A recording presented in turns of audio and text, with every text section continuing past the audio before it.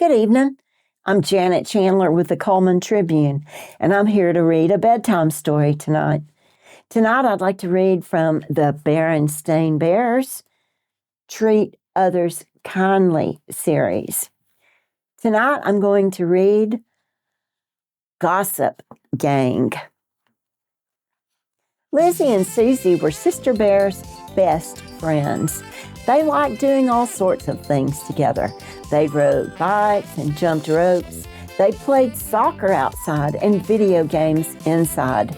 They had tea parties with their dolls and stuffed animals. And sometimes they just sat around and talked.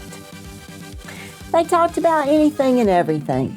They talked about TV shows and toys, about games and songs, about pets, parents, brothers and sisters, and of course, their other friends. "Did you hear about Queenie?" asked Lizzie.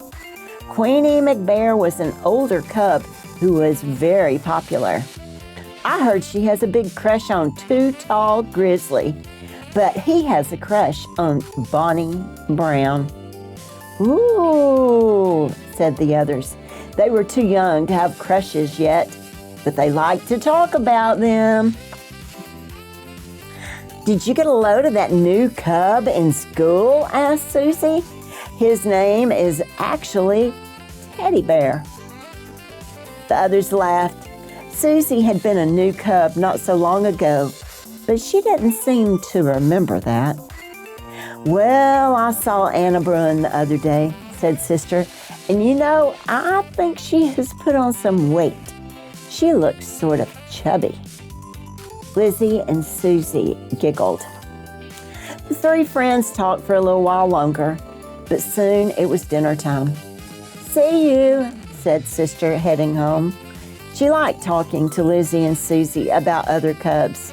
It made her feel special and in the know. Back home, Mama and Papa were setting the table. Brother and Sister joined them.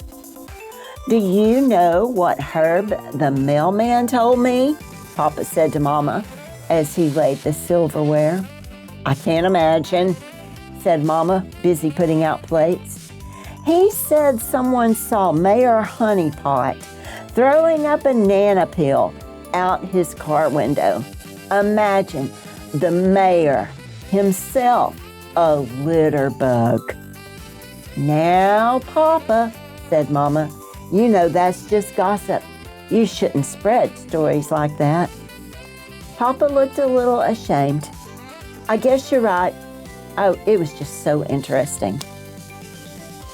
As they sat down to dinner, Sister had a question. "Mama, what's gossip?"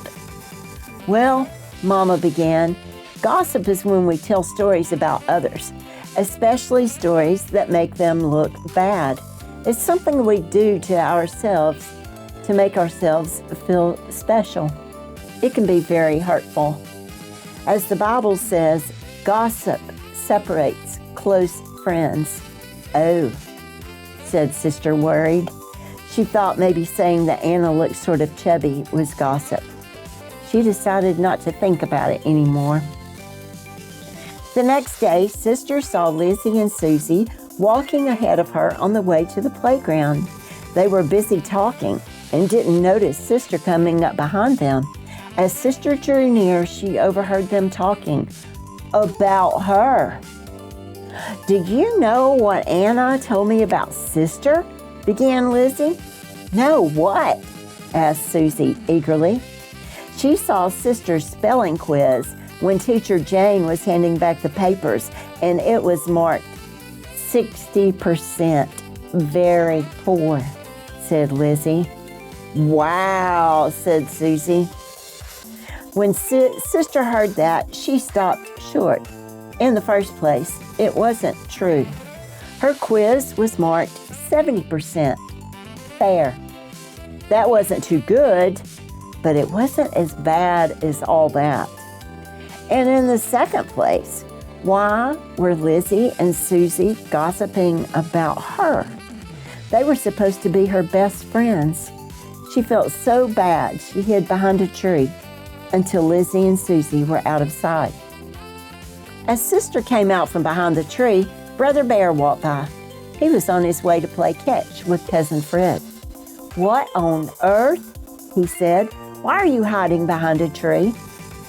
"I don't want Lizzie and Susie to see me," said Sister. "Why not?" he asked. "Because they were gossiping about me, and I heard," said Sister. "I was so embarrassed." "I'm sorry," said Brother. "Why don't you come along with me and play catch with Fred?" So they did. At the playground, they started tossing the ball around. Sister could see Lizzie and Susie on the steps nearby. They waved, and Sister waved back. Then she got angry. "You know what I heard about Lizzie?" she called loudly to Fred. "I heard that she is a big, silly dope." "Huh?" said Fred. "And you know what I heard about Susie?" she yelled, even louder.